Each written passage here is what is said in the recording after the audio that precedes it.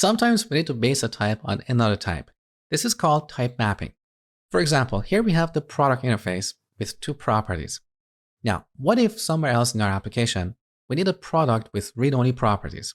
Well, one option is to duplicate this interface, call the second one read-only product, and make each property read-only. But this is very repetitive. And also, every time we add a new property in the product interface, we have to remember to add that property in the second interface as well. Not a good solution. Let me show you a better way. This is where we use type mapping. So we're going to create a new type based on an existing type. But in this new type, we want to add all these properties dynamically and make them read-only. So we start with the type keyword, because here we have to create a type alias. So we cannot use an interface. We call this read-only product. Now here we're going to use two tools you're familiar with. One of them is index signature. The other is the key of operator. So instead of hard coding these property names here, we're going to use the index signature syntax to dynamically add properties. And using the key of operator, we're going to dynamically get the properties of the product type. So I'm going to write an expression like this. We add square brackets, then we type property in key of product. So using the key of operator, we're getting all the keys or properties of the product. Now using the in operator, we're iterating over these keys, and property in each iteration is going to hold one of these property names. So in the first iteration, it's going to be name. In the second iteration, it's going to be price. So this is kind of like a for loop, okay? So we get these properties. Now, what about the type of these properties? We want to use the same type we have used in the product interface, right?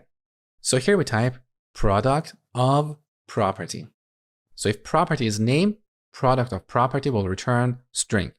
If property is price, product of property will return number, okay? Now here we can rename property to P if you prefer shorter code, or we can change it to K so it's consistent with key of. So we're getting all the keys of a product as well as their type, okay? Now we can make all of them read-only in one go. This is what we call type mapping. So now if we create a product of this type, all these properties are going to be read-only. So if we create a product of type read-only product, let's set its properties, name and price. Now we cannot change any of these properties. So if we set name to some other value, we get a compilation error, okay? Now let's take this to the next level. Why do we limit ourselves to product? What if we need another type of read-only object, like read-only customer? So here we can use a generic type. So we're going to remove product and add a generic type parameter, and then replace all product instances with T. So T and T. As simple as that. Now we can create a read-only product or a read-only customer or any kind of object. Very useful. Now using the same technique, we can create a product type with optional properties. So all properties are going to be optional. So once again, we'll start with the type keyword. We call this optional of T. And here, once again, we get all the keys of T. So K in key of T. Now to make each property optional, we append a question mark at the end.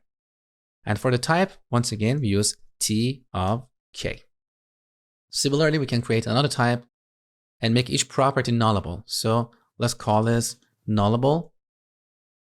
And over here, we're going to change the type to T of K or null. So the possibilities are endless. Now, because these types are pretty useful, they're actually built into TypeScript. So if you Google TypeScript utility types, you'll find this page on typescriptlang.org. On this page, you can see all the utility types that are available to you. So partial is like our optional. With this, we can make all properties optional. We also have required, where each property is required. We also have read-only and so on. Now, there are quite a few types here, and there is really no point for me to go over all of them because this page is perfectly documented and you can see various examples. So spend a few minutes and go over this page to see what types are available to you. And that brings us to the end of this section. In the next section, we're going to talk about decorators.